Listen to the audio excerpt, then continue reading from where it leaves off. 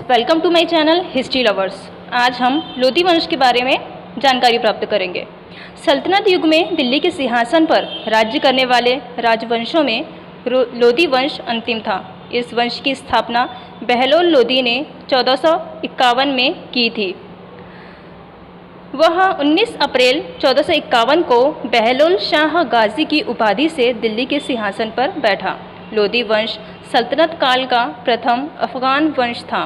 बहलोल ने बहलोली सिक्का चलाया था, जो अकबर के समय तक विनिमय का माध्यम रहा। वह अपने सरदारों को मकसदे अली कहकर पुकारता था और अपने सरदारों के खड़े रहने पर स्वयं भी खड़ा हो जाता था।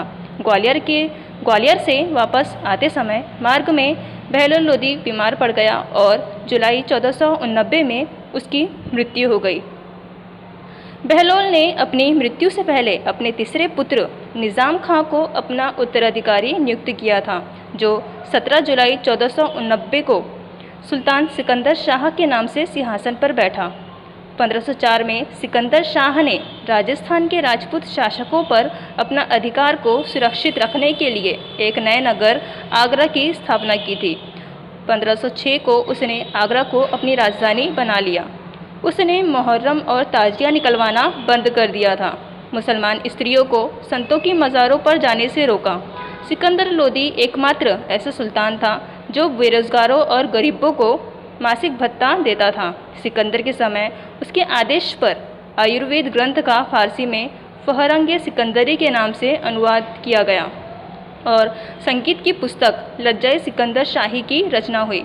सिकंदर गुलरुखी नाम से कविता लिखता था। गले की बीमारी के कारण 21 नवंबर 1517 को सिकंदर लोधी की मृत्यु हो गई। सिकंदर लोधी की मृत्यु के बाद उसके पुत्र इब्राहिम लोधी को आगरा की गद्दी पर बैठाया गया। इब्राहिम लोधी लोधी वंश का अंतिम शासक था। इब्राहिम के शासनकाल की मुख्य घटना सुल्तान और उसके अफगान सरदारों का संघर्ष था।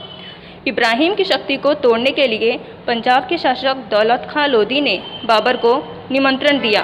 इब्राहिम के चाचा आलम खां ने भी इब्राहिम के खिलाफ बाबर से सहायता मांगी थी। 12 अप्रैल 1526 को बाबर और इब्राहिम लोधी में पानीपत का प्रथम युद्ध हुआ। इब्राहिम ने साहस और बहादुरी से युद्ध किया, परंतु वह युद्ध स्थल पर मारा गया। इब्राहिम की मृत्यु से लोधी वंश ही समाप्त नहीं हुआ, बल्कि दिल्ली सल्तनत का इतिहास भी समाप्त हो गया।